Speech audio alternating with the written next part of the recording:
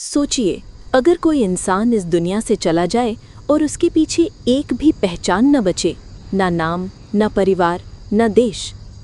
आज की कहानी ऐसी ही एक औरत की है, एक सच्ची घटना जिसने आज से 50 साल पहले पूरी दुनिया को चुप कर दिया। नवंबर 1970, नॉर्वे का एक इलाका इज़डाल वैली। स्थानीय लोग इसे पहले से ही मौत की घाटी कहते थे।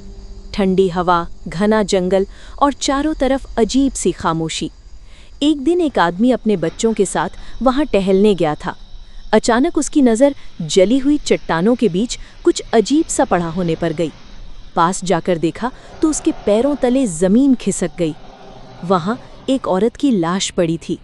आधा शरीर जला हुआ, कपड़े राख में बदल चुके थे और हवा में पेट्रोल की तेज़ बदबू फैली हुई थी।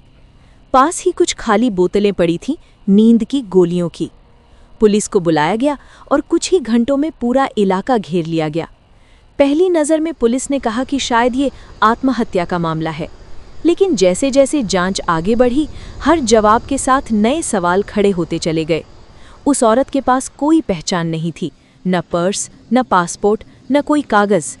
सबसे अजीब बात यह थी कि उसके कपड़ों से हर लेबल काट दिया गया था, जैसे किसी ने जानबूझकर उसकी पहचान मिटा दी हो।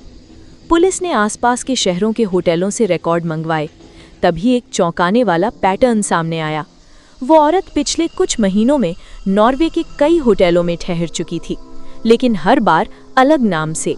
कभी खुद को बेल्जियम से बताया, कभी फ्रांस से।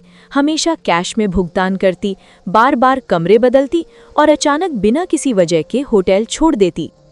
होटल स्टाफ ने बाद में बताया कि वो बहुत घबराई हुई लगती थीं।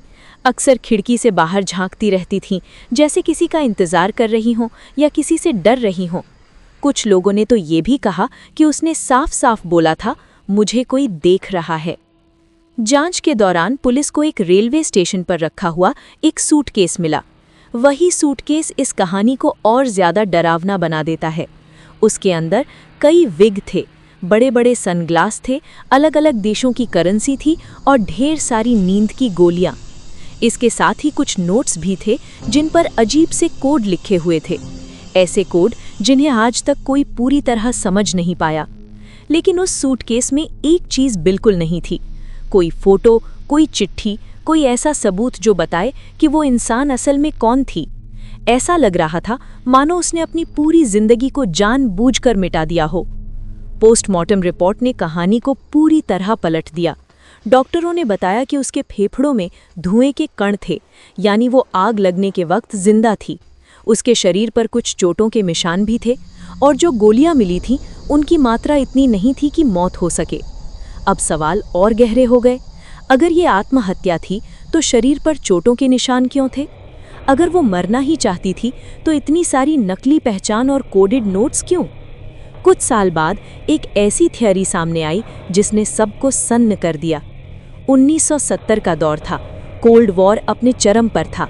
नॉर्वे में गुप्त मिलिट्री गतिविधियां चल रही थीं, मिसाइल टेस्ट हो रहे थे और हैरानी की बात ये थी कि वो औरत उन्हीं इलाकों के आसपास देखी गई थी। क्या वो एक जासूस थी? क्या वो किसी ऐसे राज को जानती थी जिसे दुनिया के सामने नहीं आना चाहिए था? आज तक किसी सरकार ने इस पर कुछ नहीं कहा।